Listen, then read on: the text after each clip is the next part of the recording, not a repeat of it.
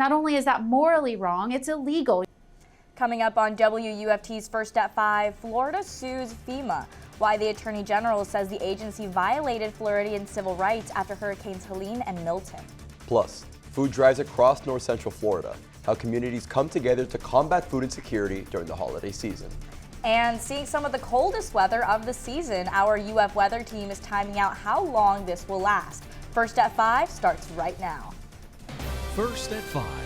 From the University of Florida's College of Journalism and Communications, you're watching WUFT News. FEMA is currently under fire for allegedly conspiring to deny services to Trump supporters. This is First at 5. I'm Alexis Vivanco. And I'm Nicole Borman. WUFT's Kate Sowers is live in the studio to tell us how Florida is responding to this violation. Florida Attorney General Ashley Moody filed a lawsuit on Thursday alleging that the Federal Emergency Management Agency violated the civil rights of thousands of Floridians. In the aftermath of Hurricanes Helene and Milton, reports came to light that a FEMA supervisor cheated Trump supporters out of aid. Reports claim FEMA supervisor Marty Washington directed aid workers to avoid homes in Lake Placid, Florida, decorated in support of now President-elect Donald Trump. FEMA Administrator Deanne Criswell issued a statement last week saying Washington has been fired and her decision was reprehensible. Criswell stated Washington's actions were a clear violation of FEMA's core values and principles to help people regardless of their political affiliation. Moody is determined to take swift legal action on the matter. Not only is that morally wrong, it's illegal. You cannot conspire to violate the civil rights of people based on their political support. DeSantis said he's instructed other state agencies to ensure those who engaged in this behavior are held accountable. Criswell is scheduled to appear before the House Oversight and Accountability Committee Tuesday. Live in the studio, Kate Sowers, WUFT News. And right now across north central Florida, we're seeing some of the coolest temperature in months. This is a live look over I-75 in Paynes Prairie where the sun is starting to set and you can't get a clearer sky than this. UF forecaster Gancarz-Davies timing out how much cooler this weather will last. And Ben, what do you got for us?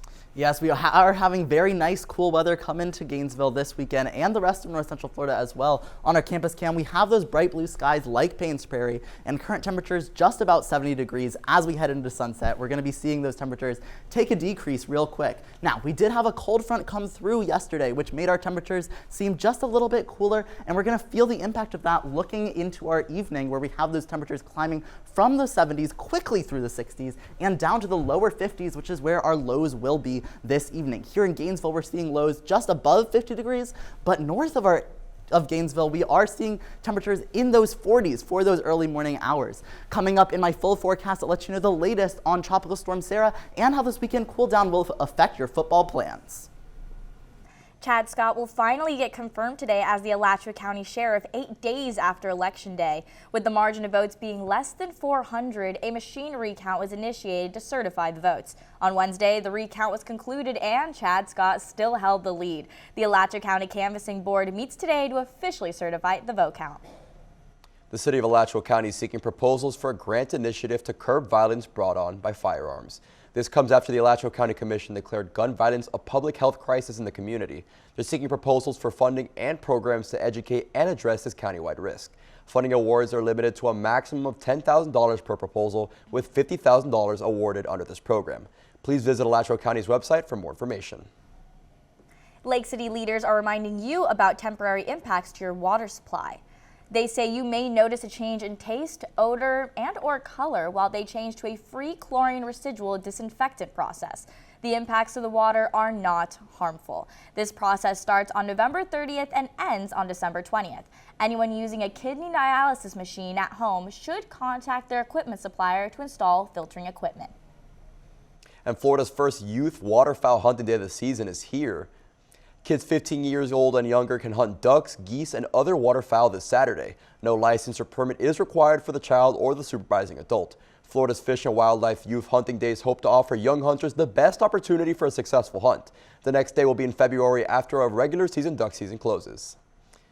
And with Thanksgiving and the holidays coming up, 'tis the season for giving, or at least that's the energy that WFT's Nicole Beltran is seeing again in Gainesville's east side. Yeah, that's right, Alexis. I am behind the Oscar Servant building where just a couple of hours ago, to my right, hungry people were lining up, ready to indulge in an early Thanksgiving community cookout. Gerard Duncan started setting up in the early morning. That looked good. That looked done, right? By noon, he welcomed a hungry crowd. We're here because the community wanted us here. We're here because the community trusts that we can provide the support and the services that they recommend and they need, because it's all about community. This early Thanksgiving feast served as an opportunity to feed those in the area labeled food insecure in Gainesville. Torquintia Williams is thankful for the kindness and culinary delights of others. By them helping me, it's been much better because it's a everyday thing, but it is getting better. That everyday thing this mother of four who grew up in East Gainesville is referring to is what she says is the lack of access to affordable and healthy food. We need this. We need this. Like so many people are thinking. So that's my word on that. Because of that, Duncan and the other organizers say they want days like this to continue. We're in it for the long haul, and we're hoping that, we remain a pillar in this community. A community they plan to keep investing in order to keep it growing. And organizers tell me that they're hoping to plan events similar to this one. They want to have something of this nature in December for when the holidays ring in. Live in Gainesville, I'm Nicole Beltran, WUFT News. Marion County is hosting the Bring the Harvest Home food drive in early December, but you can start donating items now until December 5th. They're accepting any non-perishable food and baby and personal hygiene items. You can drop off these items at any of the locations you see now on your screen.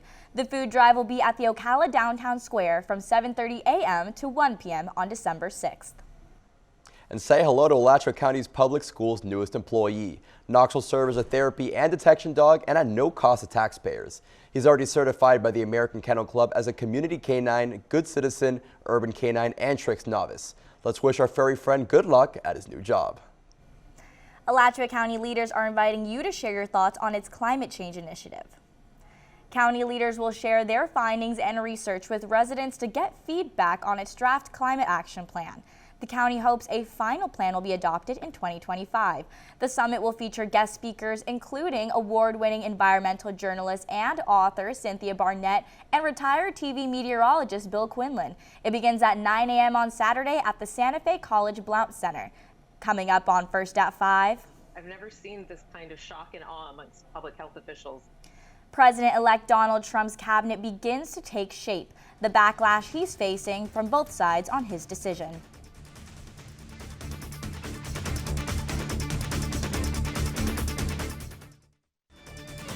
You're watching WUFT-TV News. Over a week since Election Day, and President-elect Donald Trump's administration is taking shape. As Alice Barr reports, Trump is facing backlash for his choices from both political parties. Fresh fallout today from President-elect Trump's more controversial administration picks. From vocal vaccine skeptic Robert F. Kennedy Jr., who he tapped to head the Department of Health and Human Services. RFK Jr. And praised overnight. We want you to come up with things and ideas and what you've been talking about for a long time, and I think you're going to do some unbelievable things.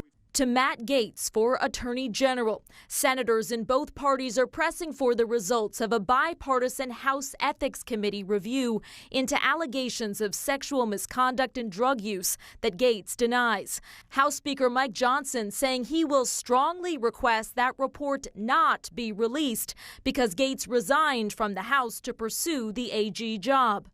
I believe it is very important to maintain the House's tradition of not issuing ethics reports on people who are no longer members of Congress. I think it would open a Pandora's box. In 2 past cases, ethics reports have been released after or on the same day a lawmaker left Congress.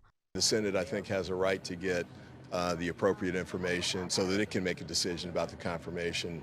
And as Senate Republicans' newly elected leader promises an aggressive confirmation schedule, critics from the halls of Congress to the nation's hospitals are raising concerns about RFK Jr. I've never seen this kind of shock and awe amongst public health officials. Kennedy holds no medical or public health degree and has promoted unorthodox health ideas and outright conspiracy theories, including suggesting that HIV is not the real cause of AIDS, now tapped to lead thousands of employees at the CDC, NIH, and FDA. In Washington, Alice Barr, NBC News. A free event is offering support and healing for neighbors who have experienced the loss of a loved one to suicide. The Survivors of Suicide Loss Day Vigil is on November 23rd at 10 a.m. at Coffrin Nature Park in Gainesville. Families and friends of those who have died by suicide can come together for healing and support. The event is free, and neighbors wanting to attend should go to the park, and they can park their cars at University City Church of Christ parking lot. Debris contractors in Alachua County are almost done with their first pass-through of the county. This has been an ongoing effort to clean up storm debris after Hurricanes Helene and Milton. The county is asking residents to put their debris curbside by November 22nd to help contractors prepare for their final pass. Residents can still drop off hurricane debris at the sites on your screen. Regular yard waste collection will resume November 25th for non-hurricane debris. An Ocala man is now $500,000 richer heading into the holiday season. Richard Molk won the $500,000 jackpot from the jackpot triple play drawings. He chose to receive his winnings as a one-time payment of just over $351,000. Molk bought his winning ticket from Diamond Oil on Southwest 91st Avenue in Ocala. Tropical storm Sarah is expected to make landfall in Mexico this weekend. And next week, I'll keep you updated on what's going to be happening with that storm coming up.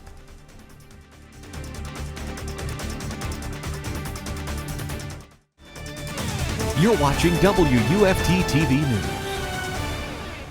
Welcome back. We've got the latest on Tropical Storm Sarah down here just by the coast of Mexico. It's going to be making its way across the Yucatan Peninsula over the next couple of days. Its current wind speeds are about 50 miles per hour, and it's not expected to increase much as it makes landfall between Saturday and Sunday. It's going to continue across the Yucatan Peninsula and continue to slow down all the way to a depression, and it'll continue to dissipate as it makes its way through the Gulf. Where is it going to track after this dissipation? Well, a lot of models have it curving east towards us here in Florida, but again, we might receive a little bit of rain from this storm, but we aren't expecting those hurricane level winds that are known for damages. This will not be a repeat of Milton or Helene for the residents of us here in Florida. We did have a cold front come through last night, making our temperatures just a bit cooler today. You might be feeling that if you're outside, and we're going to continue to feel those impacts throughout the weekend. Current temperatures are just about 70 degrees, maybe a couple of degrees cooler even, hitting those 60s as we are approaching sunset, which is getting earlier and earlier. Today it's at 5:33 p.m.,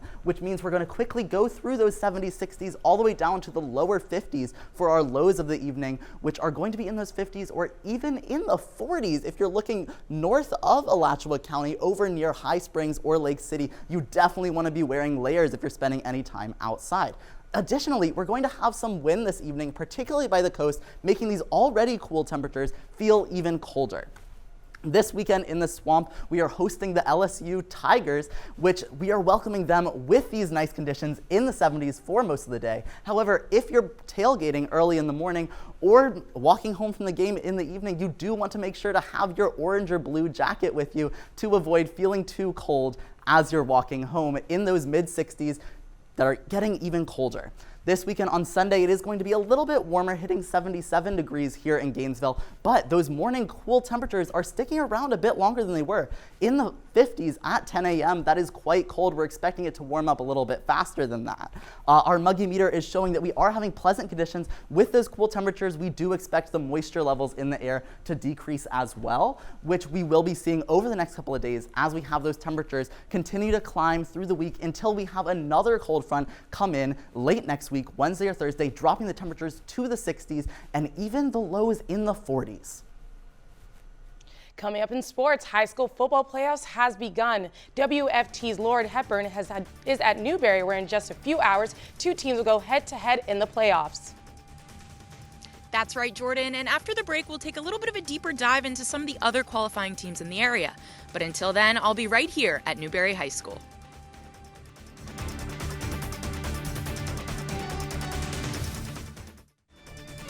You're watching WUFT-TV News.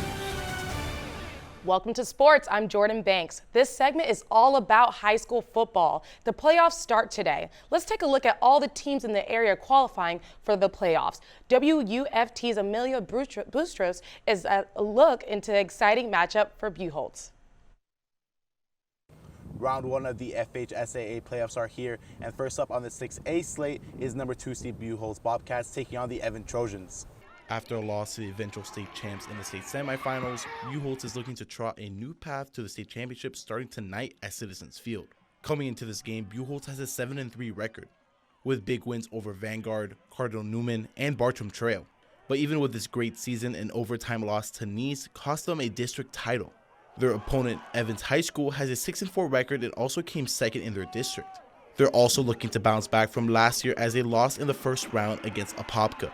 Leading the Trojans is running back Ladarius Poyer, who is averaging 137 yards on the ground. For the Bobcats, it's been a duo of quarterback Trace Johnson and Justin Williams. Williams is averaging 114 receiving yards and has scored 20 touchdowns this year. With both teams on a roll this season, this game is set to be an exciting matchup. Kickoff will be tonight at Citizens Field at 7 p.m. Emilio Boutros, WFT Sports. Moving on to Hawthorne, the Hornets take on Brantford in a Division 1A regional semifinals.